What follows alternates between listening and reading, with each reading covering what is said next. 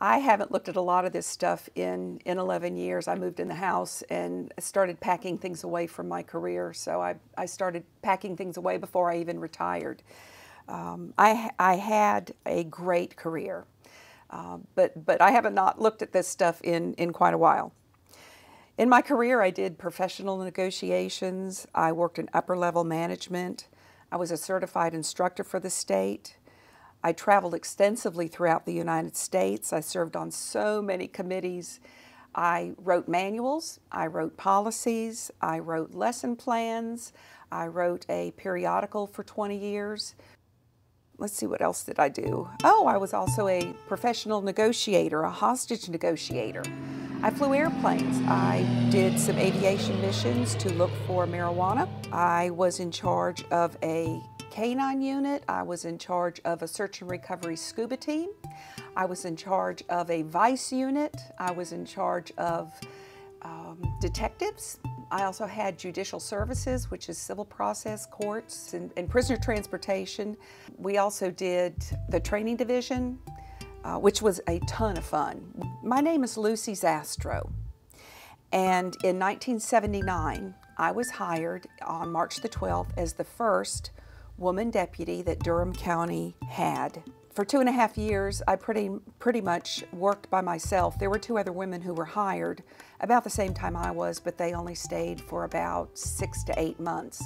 So after that, I was the only woman who worked there for about 2.5 years. I retired in 2008 as a major, and over my 30 years with the sheriff's office, I suppose I got a reputation of being sort of a hard cookie. This is one of my favorite plaques because of one of the nicknames the guys gave me, the Shark. They said I moved in for the kill real fast, so they called me the Shark. But the men knew that I was fair, as well as being hard. I think the most important thing was fair.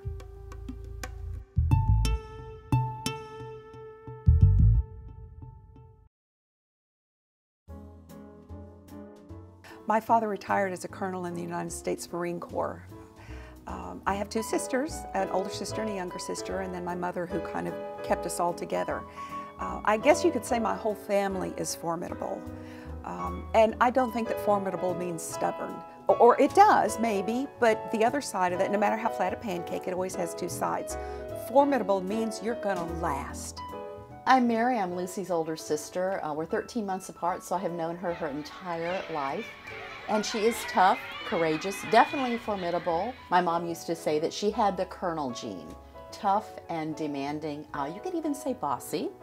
One memory I have as children is that when my parents would go out, they would put one of us in charge of the other 2. I have a younger sister, Katie, as well. And one night we were made to eat dinner at the sink.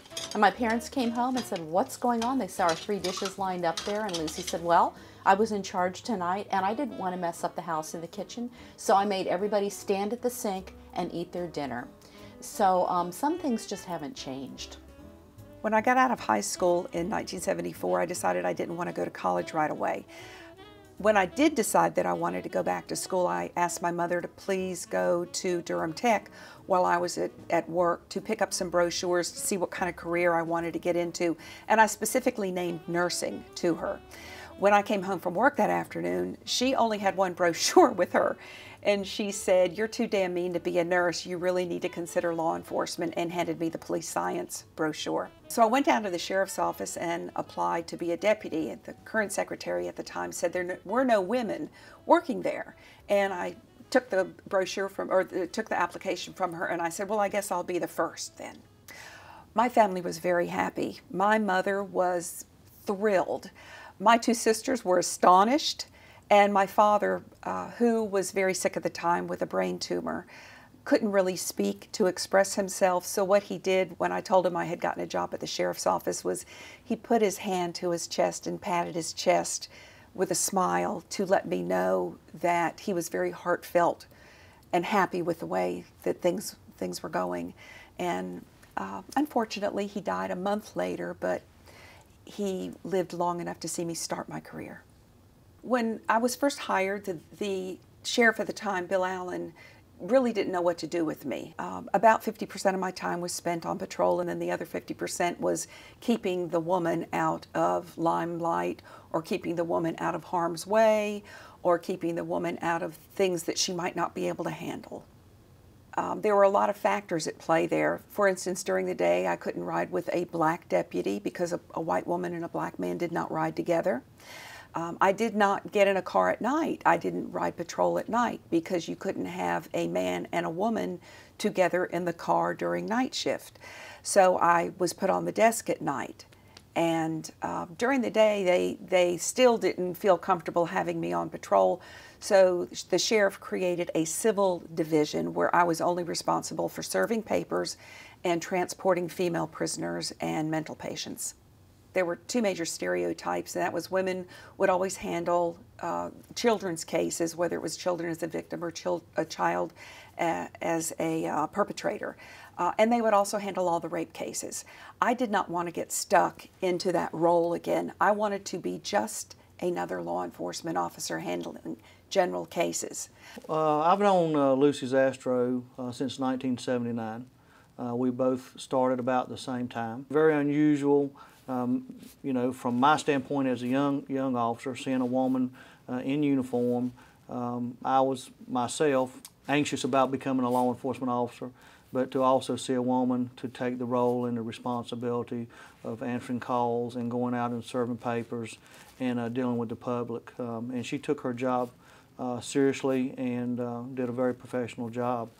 Well, things began to change with the election of Roland Leary in 1981. He took office in January of 1982. He allowed people in general, not just me, but everybody, to career develop themselves. And under Sheriff Leary, I was promoted to a supervisor in the civil division and then a lieutenant in 1984. And then in 1989, I was promoted to a captain. And then he left office in 1993, and the new sheriff promoted me to a major. I had the opportunity to work for her when she was the training lieutenant at the sheriff's office. Lucy was a stickler, and she could be direct, but being direct, she just wanted things done right. Yes, I'm aware of the plaque that was given to Lucy that says the shark. When things weren't right, Lucy would get you. She would come up quietly and take you out.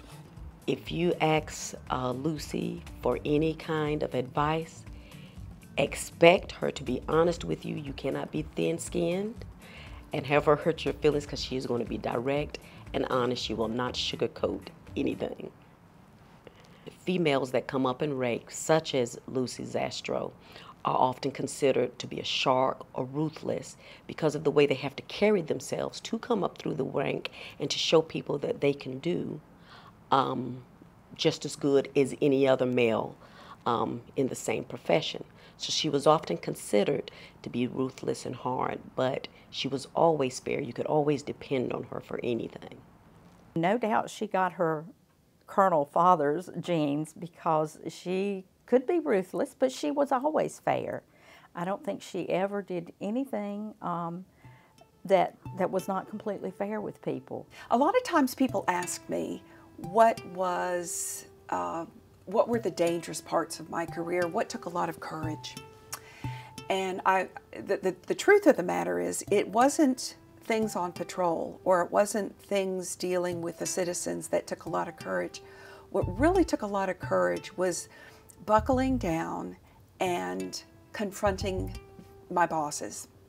This is where the pancake theory comes in, is that in developing myself as a person and as a law enforcement officer, I also wanted to make sure that the administration knew what women were capable of doing.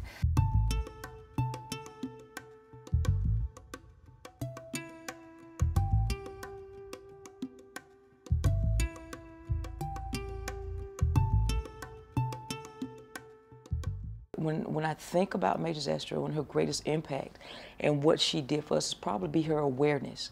And by that I mean, she was always aware of who she was or who she is and the responsibility she had as being one of the pioneers.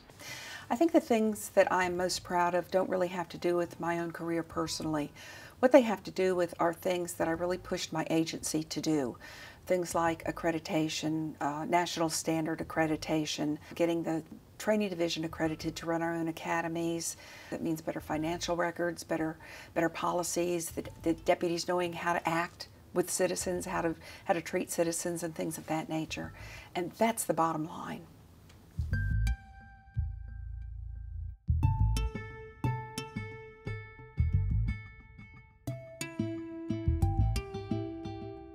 She knew that she had the responsibility to bring the rest of us along. And you saw that in her presence. Whenever you were around her, it's almost like you were kind of scared of her, but it wasn't necessarily that fear of getting in trouble, but it was a fear of disappointing her, because she made you feel like you needed to be the best that you can possibly be because she invested in you.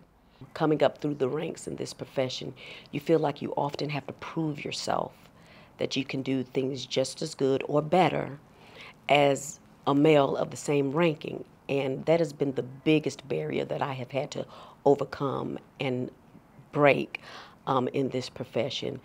And I always had Lucy and the way she came up to look back on, because she was always an inspiration to me.